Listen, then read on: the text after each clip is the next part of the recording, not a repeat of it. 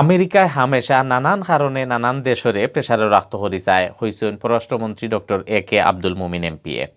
তারা কোনো সময় গণতন্ত্রের মাত মাতে, আবার কোনো সময় বালা শাসন, সন্ত্রাসবাদ আর দুর্নীতির মাত মাতিয়া ওলান প্রেসার দেয়। একটা তারার এহলাহান পলিটিক্স।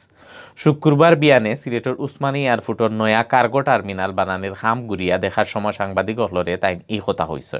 আমেরিকার গণতন্ত্র সম্মেলনে দাওয়াত না পাওয়ার কারণের ব্যাপারে সাংবাদিক হলর প্রশ্নের জবাবে পররাষ্ট্রমন্ত্রী আরও হয়েছেন, সে দাওয়াত দিল আর সে দাওয়াত দিল না, ইতায় কোনটা আয় যায় না। আমরার দেশের গণতন্ত্র আমরারে উঠিক রাখা লাগবো, একটা আর কেউ করিয়া দিত নাই। মন্ত্রীয়ে কইছেন আমেরিকায় দাওয়াত না দেওয়া লইয়া অত ফেরেশানে খেনে।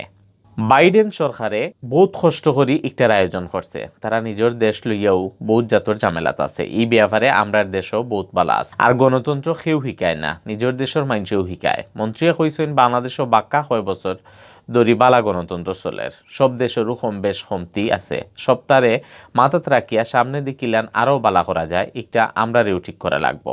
অন্যর ফরমাইশে গণতন্ত্র হইতো নাই। আমরার চিন্তা করা উচিত সামনের ইলেকশনও যাতে একজন মানুষও জান না যায়, কোনোখানো যায় ঝামেলা থাকলে একটা সমাধানের চেষ্টা করা হইব।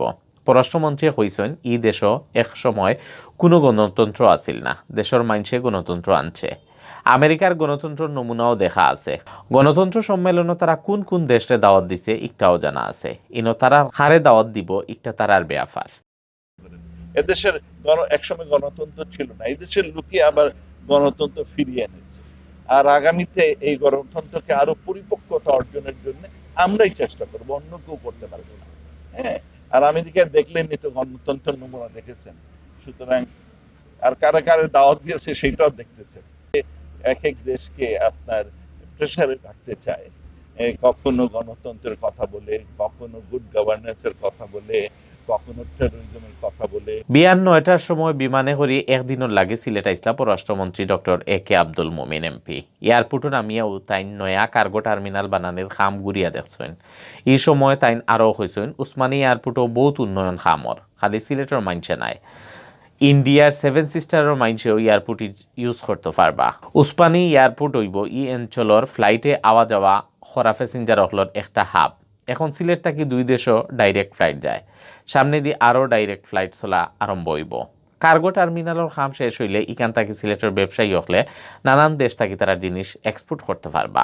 সিলেটের বহুত জাতর খাসামাল বিদেশ পাঠানোর সুযোগ হইব। এয়ারপোর্ট আমরা অনেক বড় করতেছি, উদ্দেশ্য শুধু সিলেটের লোকরাই বিদেশ যাবে এমন না।